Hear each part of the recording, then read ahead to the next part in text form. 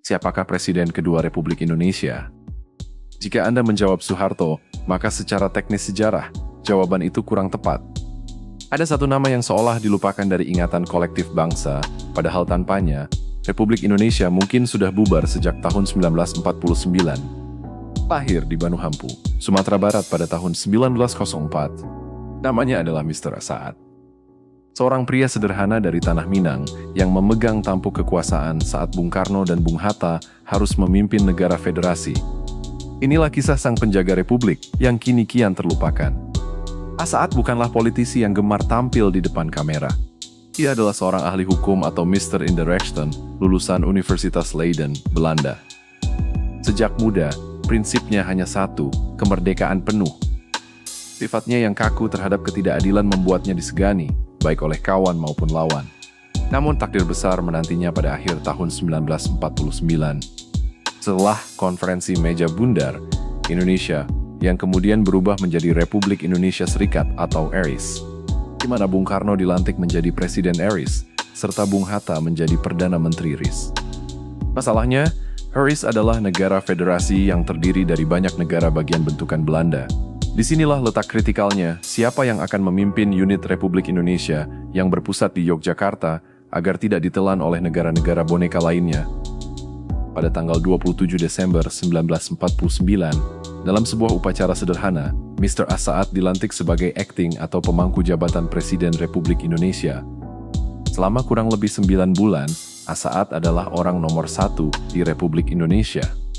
Saat Bung Karno sibuk dengan urusan federasi di Jakarta, Asaatlah yang menjaga api kedaulatan di Yogyakarta agar tidak terlupakan oleh dunia internasional.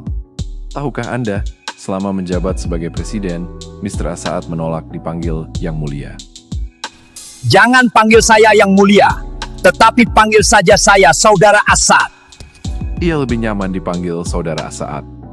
Kesederhanaannya melegenda, ia tidak meminta fasilitas mewah. Bahkan, salah satu warisan terbesarnya yang masih berdiri hingga hari ini adalah penandatanganan Statuta Pendirian Universitas Gadjah Mada.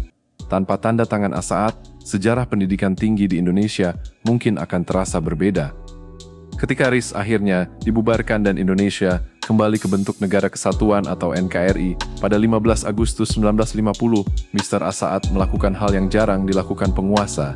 Ia dengan rendah hati menyerahkan kekuasaannya kembali kepada Bung Karno. Ia tidak haus jabatan. Baginya, tugasnya menjaga rumah Republik Indonesia saat pemiliknya pergi sudah selesai. Namun sejarah seringkali menyimpan sisi kelam. Di masa demokrasi terpimpin, Asaat yang vokal mengkritik arah pemerintahan sempat bergabung dengan PRRI karena rasa cintanya pada demokrasi yang benar.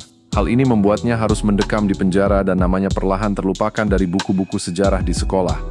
Beliau wafat pada tahun 1976 dalam kondisi yang sangat sederhana, jauh dari hiruk-pikuk kekuasaan yang pernah ia genggam. Mr. Asaat adalah bukti bahwa pahlawan sejati tidak selalu mereka yang memegang senjata di garis depan, atau mereka yang namanya terpampang megah di setiap sudut jalan. Pahlawan sejati adalah mereka yang menjaga amanah saat negara dalam bahaya, lalu melangkah mundur tanpa meminta imbalan saat tugas sudah selesai. Sudah saatnya kita mengingat kembali sang presiden yang sempat dilupakan ini. Terima kasih telah menonton, jangan lupa bagikan video ini agar lebih banyak orang mengenal sosok Mr. Asaat. Sampai jumpa di kisah sejarah berikutnya.